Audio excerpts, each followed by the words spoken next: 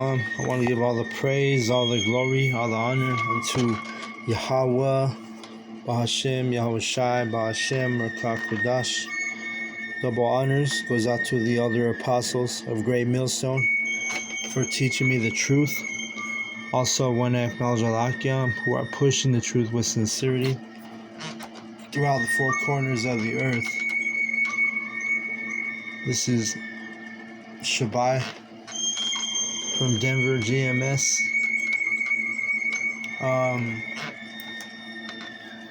Starting out today in 2nd Ezra 16.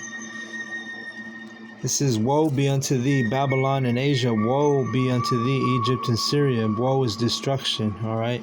2. Gird up yourselves with cloths of sack and hair. Bewail your children and be sorry, for your destruction is at hand. Right. So gird yourself up with sack and hair, meaning sackcloth. So sackcloth is a garment we wear during a time of mourning. Okay. As a Israelite tradition. This is verse 3. So that's why he's saying, get your sackcloth ready, because it's time for you to be mourning, because he's going to destroy. Our Lord Yahweh and his son Yahweh Shai, they're destroyers. All right, the Lord is he's a man of war, right? Verse 4.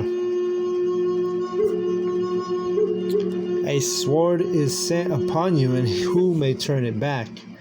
A fire is set among you, and who may quench it? Talking about those missiles, like when that sword, the modern sword is a ICBM, intercontinental ballistic missile. All right, so that's the modern day sword. Grab this real quick. Isaiah 50. Oh shit! Hold up. 54:17. It says, "No weapon that is formed against thee shall prosper." Let's back up. This is the modern day sword right here. Isaiah 54:16. "Behold, I have created the smith that bloweth in the coals and the fire, and that bringeth forth an instrument for his work, and I have created the waster to destroy. No weapon that is formed against thee shall prosper, and every tongue that shall rise against thee in judgment thou shalt condemn. This is the heritage of the servants of Yahweh, Ba'ashem Yahweh Shai, and the righteousness is of me, saith Yahweh, Ba'ashem Yahweh Shai." So our righteousness is of Yahweh, Ba'ashem Yahweh Shai, and guess what?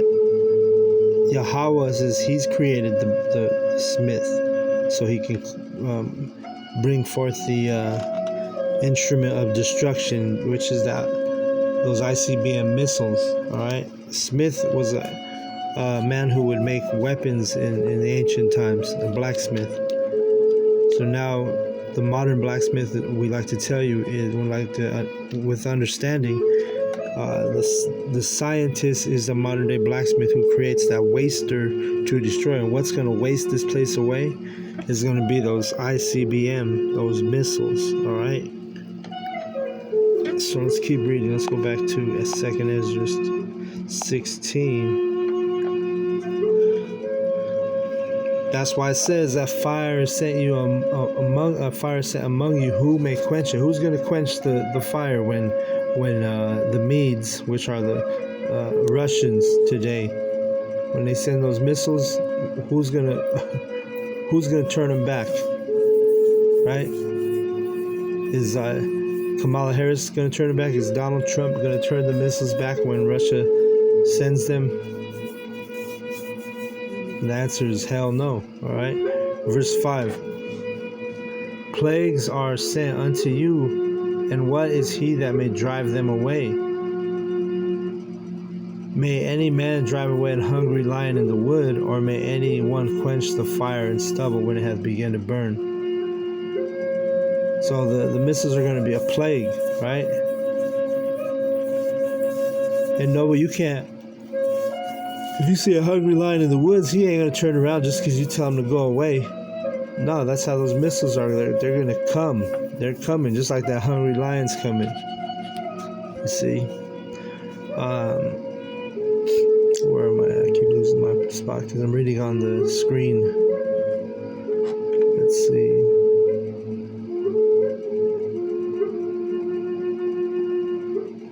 Okay, verse 7. May one turn again the arrow that is shot of a strong archer, right? Comparing those missiles. Those arrows are, the missiles. The mighty Yahweh sendeth the plagues, and who is he that can drive them away?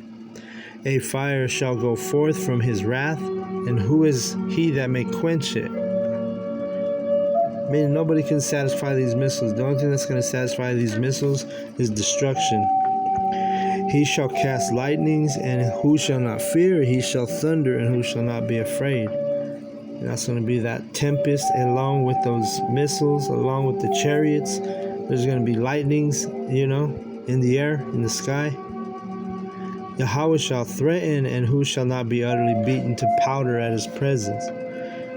The earth quaketh, and the foundations thereof. The sea ariseth up with waves from the deep, and the waves of it are troubled, and the fishes thereof also. Even the fish are in trouble before Yahweh and before the glory of his power, right? And why are those waters going to get waves in them? Because of the impact of those missiles.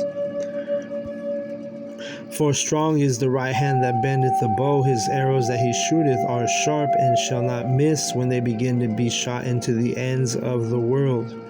Alright, and this is another reason why we know these are talking about missiles and not regular bow and arrows, because a regular bow and arrow can be shot to the end of the world.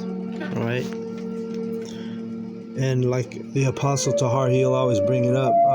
There was a movie called Broken Arrow, and that what that word broken arrow is code word for a stolen missile, right? Let me see real quick. I'm gonna look that up.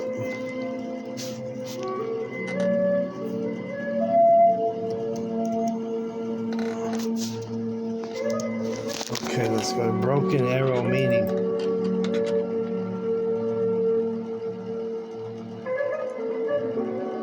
An accidental event that involves nuclear weapons or nuclear components but does not create the risk of nuclear war.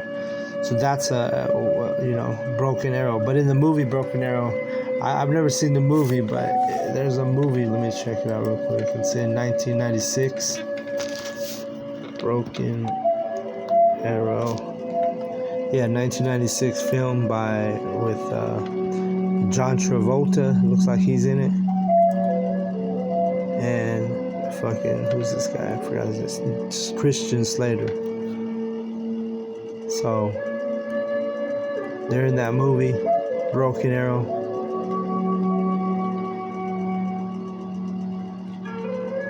Let me see, is that the right movie?